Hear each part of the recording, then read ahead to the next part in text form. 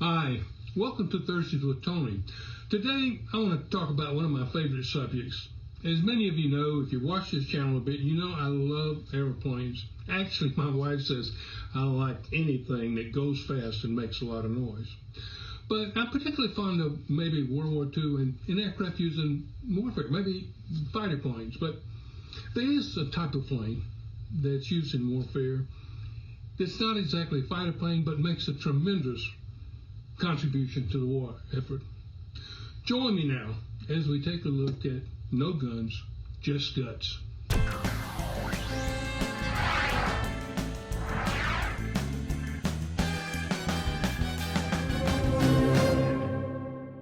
Prior to the 20th century, aerial reconnaissance was performed by lighter than aircraft.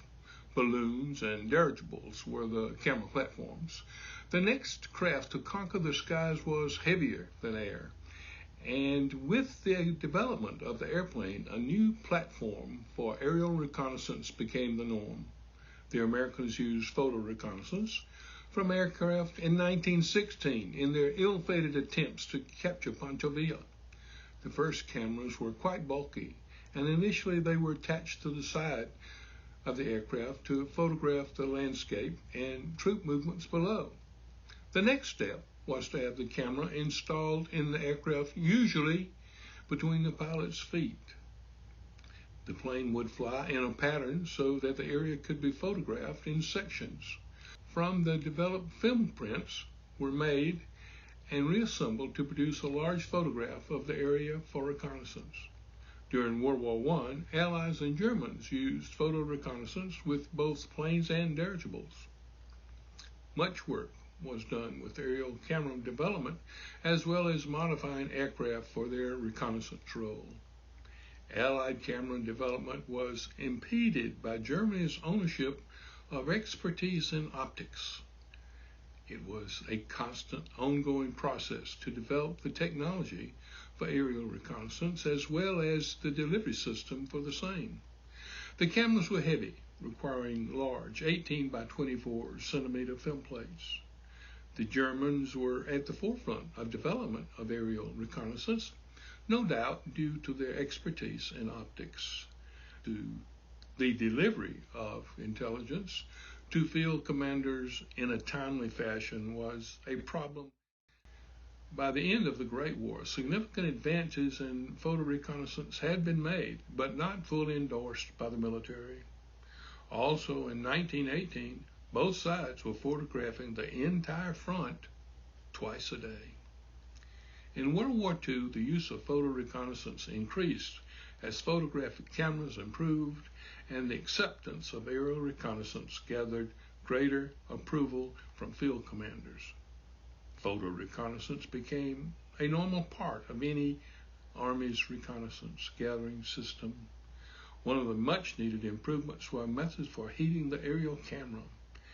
The higher the camera-equipped aircraft flew, the colder the air temperature, and the camera lenses fogged up when cold. Once this problem was solved, photographs could be taken at altitudes above 30,000 feet. The British led the way with photo reconnaissance aircraft, first with the Spitfire and later with the Mosquito. The fast twin-engine Mosquito made an ideal camera platform. Since the Americans entered the war later, they were able to take advantage of the advances in aerial reconnaissance. Germany, unfortunately, initially did not readily accept the advantages of photo reconnaissance, but in later years of the war did build aircraft specifically for photo reconnaissance. One of the more successful American photo reconnaissance aircraft in World War II was the Lockheed F-5. This was the U.S. Army Air Force's Lockheed P-38 Lightning, with guns removed and cameras installed. With supercharged and turbocharged Allison engines, it could fly high and fast, but was successful primarily in the Pacific Theater. In 1949, the Convair B-36 Peacemaker bomber was introduced.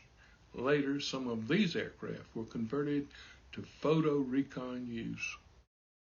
These would have been the largest camera platforms aloft, with a 230-foot wingspan, the RB-36B. During the Korean conflict, developments continued in photo surveillance. Many of the aircraft developed for this purpose in World War II continued to perform well. There were also newer and more advanced platforms for cameras. Frequently, available fighter and bomber aircraft would have their guns replaced by cameras. The RF-80 was a photo recon version of the first operational Army Air Force jet. After the war, the U-2 spy plane, commonly referred to as Dragon Lady, was built. This aircraft was specifically designed and built for photo reconnaissance. This high-altitude reconnaissance plane was instrumental in the discovery of Russian missiles being installed in Cuba in 1962. Later, the Russians shot down a U-2 spying on Russia. Both were international incidents. In the Vietnam War in Southeast Asia, the U-2 Dragon Lady provided photographic intelligence for ground as well as air and naval forces. A number of fighters were converted for recon use as well. RF-4 Phantom and RF-8 Crusader come to mind. In 1968, the Central Intelligence Agency developed the A-12, a high-altitude Mach 3 aircraft.